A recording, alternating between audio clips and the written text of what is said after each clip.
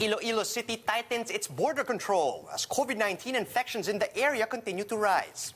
Non-essential establishments in the city are closed starting today. The government's booster vaccine trials are set to roll out next month. But the DOST clarifies this will only cover people under high-risk groups. The lower house has passed on second reading the Bayanihan to Arise as One Act, or Bayanihan Free Bill. Chief Presidential Legal Counsel Sal Panelo says President Duterte is not closing doors on a vice presidential bid in 2022. And Marvel Studios releases the trailer of its latest production, Eternals.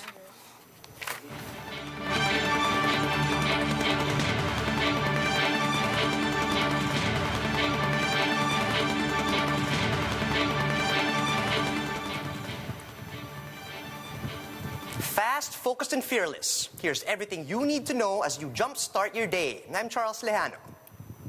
Starting today, Iloilo City is tightening border controls in a bid to curb the rising COVID-19 cases in the city. Mayor Jerry Treñas issued an order imposing a citywide border control until the end of the month. Entry and exit to and from the city will no longer be allowed, except for work, business, or medical purposes. Non-essential businesses and establishments in the city have also been ordered closed as of today. From just 334 cases in Iloilo City in April, the city's caseload has ballooned to 977 in May. In effect, all 12 major hospitals in Iloilo City are now in critical status. For one, health workers from the St. Therese Hospital can hardly find the time to go home, as all 64 COVID beds in the hospital are now occupied. So sa amin, okay lang yung konting sacrifice na hindi makauwi, walang problema yun. Yung concern kasi namin, marami nang affected eh. Kahit bata minsan, moderate, severe na rin. Dito rin nagre-refer ng mga patients nila for tertiary care eh. Kaya halos yung mga hospitals namin punuan. If you base it only on sa population ng Iloilo City, bastante sana yung mga bed allocations ng hospital for Iloilo City. However, halos lahat na ng provinces within Panay are also referring patients here in Iloilo City. Health experts in the country are looking to study the effects of vaccine mixing and the use of COVID-19 vaccine boosters. Greg Gregorio with the story. Amid vaccine supply delays and safety issues, several countries, mostly in the West, have embarked on tests to study the mixing of different COVID-19 vaccines.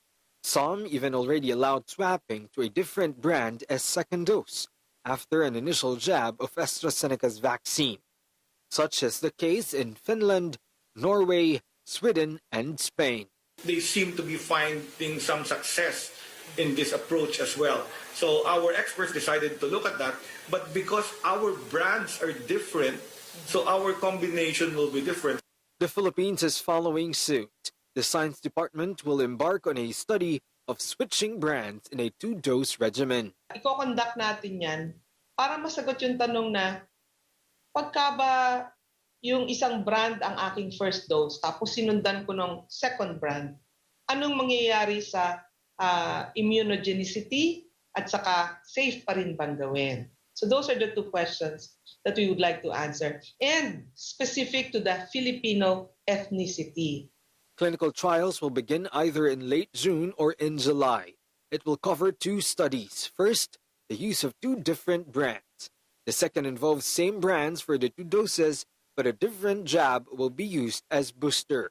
The plan still needs to undergo regulatory approval. We need to get first the FDA approval, and second, we need to get the clearance from the Ethics Review Board because humans are going to be involved in this project. We imagine that it will take about 2 months to get all of those approvals. The study requires a 100 million peso budget. It will run 18 months, although initial results are expected as early as 3 months. The target is to have 1,000 participants who have not yet been vaccinated. And as time passes, babantayan yung mga iba't ibang serological at saka clinical analysis ng kanilang blood para malaman how much effective or what is the efficacy of particular vaccines. If the study yields positive results, National Task Force Advisor Ted Herbosa believes this might only bode well for the country's inoculation drive. If it does work, then maybe we can even make our vaccination throughput faster because we can vaccinate and combine and mix and match. For News 5, Greg Gregorio, we are One News.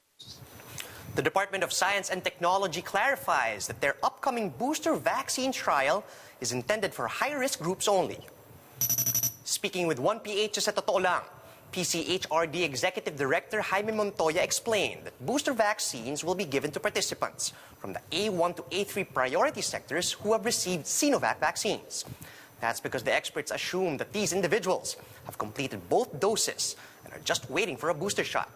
This booster shot will be any one of the other vaccine brands currently available in the country. Montoya also said that there's enough scientific basis to suggest that combining vaccine brands can improve immunity. Kasi parang sinasabi natin, if you were given vaccine A that targets a particular antibody that recognizes a particular part of the virus, meron ka ng simunod na iba namang parte noong the same virus ang i-expose niya. So that means another group of antibodies na naman ang maproduce. So we are seeing cumulative different antibodies all acting against the virus but recognizing different parts of the virus. In fact, the immunity and the antibodies will actually be better. But in a separate interview, interagency advisor Ted Herbosa reminded the public that there is no superior COVID-19 vaccine. Scientifically, the doctors have studied all of them. They're all safe and they're all effective equally. I don't think one is superior to the other. A lot of them are showing good protection when it is approved by our FDA. The House of Representatives has approved on the second reading the Bayanihan to Arise as One Act, or Bayanihan 3. The proposal for universal aid for all Filipinos was approved along with it. This means that if passed, every Filipino is entitled to receive 1,000 pesos in cash assistance for 2 tranches. 108 billion pesos will be allotted for both tranches, which will be distributed in 3 months.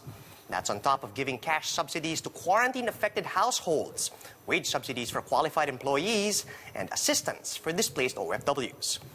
In total, the third stimulus package costs 401 billion pesos, which is about 4.6 billion pesos short of the original proposal. President Rodrigo Duterte is not closing his doors to running as vice president in next year's polls. That's according to his chief legal counsel, Panelo, who says the president will only respond to what the public wants him to do. Panelo also claims that Duterte really had zero intentions to run as president back in 2016. He added that Duterte just couldn't resist if the public was asking him to run. When I asked him, ito sagot niya, hayaan ko yan sa Diyos. I'll leave it to God. Sabi niya, that was his exact words. Okay. So in other words, naniniwala siya na kung talagang nakatadhana ka, yun ang mangyari. Kung ang mga Diyos ang tadhana, itinalaga ka dyan, wala kang magagawa. Si Presidente, magiging open lang yan pag makita niya may clamor. Pag malakas ang clamor. Panelo also downplays speculations that the topic on the West Philippine Sea will be one of the major election issues for next year. He says the public is more likely to focus on issues closer to the gut. Issue ng Pilipino, yung sa tiyan niya. Sa tiyan, yung bakuna ngayon, yung maliligtas ang buhay niya, yung talagang sa lamesa ang pag-uusapan. May tiningnan ako isang survey tungkol sa isang kandidato. Tinitingnan ko doon kung ano yung mga topic na interesado ang tao. Corruption is number 1. Tapos yung tungkol sa environment, tapos sa human rights. Tinignan ko yung West Philippine Sea, 2% lang eh. Hindi interesado yung mga sinorvey. Kasi, kumbaga sa kanila, abstract yun eh. Tsaka, alam mo, tingnan nyo yung sinasabi nyo sa jet ski, di ba, binanatan siya noon.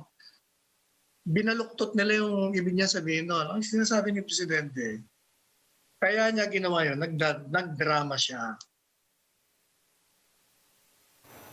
500 members from local indigenous communities will be receiving free LTE pocket Wi-Fi units from Smart Communications. Each Smart Pocket Wi-Fi is also loaded with 1,000 pesos. For these were donated to JCI Manila for distribution to indigenous peoples. PLDT Smart Foundation President Maria Esther Santos said these are especially helpful for IP communities engaging in e-commerce. Meanwhile, the First Pacific Investment provided hot meals to 3,000 medical frontliners across the metro. This is in celebration of the foundation's 40th anniversary. Metro Pacific Chairman Manny V. Pangilinan recalled their company's humble beginnings in a small office space, and moving forward, Pangilinan said they'll focus more on their hospitals in a bid to contribute to the country's COVID-19 battle. It is not because you're the biggest or the brightest, right? It's your ability to adapt to the environment. I think it has started, and we have to push it and get our hospital folks to be convinced that that's the right thing to do.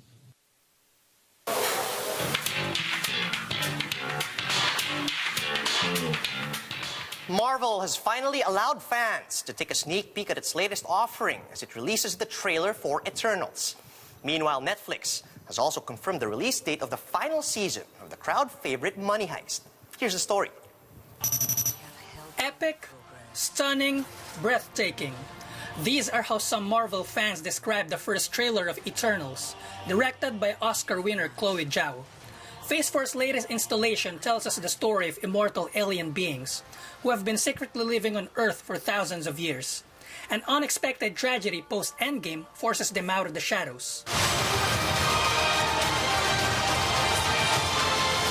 The trailer also showed the ensemble cast eating together as they ponder on their next leader, as Steve Rogers and Tony Stark are gone.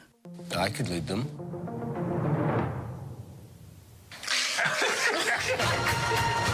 Eternals is slated for a November 2021 release in cinemas. Speaking of release dates, Money Heist fans ought to remember the 3rd of September and December. Netflix will soon stream its season finale in 2 volumes of 5 episodes each. Part 5 will focus on the gang trapped inside the Bank of Spain for over 100 hours. With the professor captured, they have no escape plan. Creators said Volume 1 will focus on action, while Volume 2 will capture their emotion. Nick Garcia, We Are One News. And that's how the day is shaping up to be. Join us again later at 10 a.m. as we monitor the day's biggest stories from sunrise to sundown. You can also catch One News on Signal Play. Just register for a free account at www.signalplay.com and stream One News live anytime, anywhere. I'm Charles Lejano. Mask on, wash hands, and stay safe, Philippines. We're One News.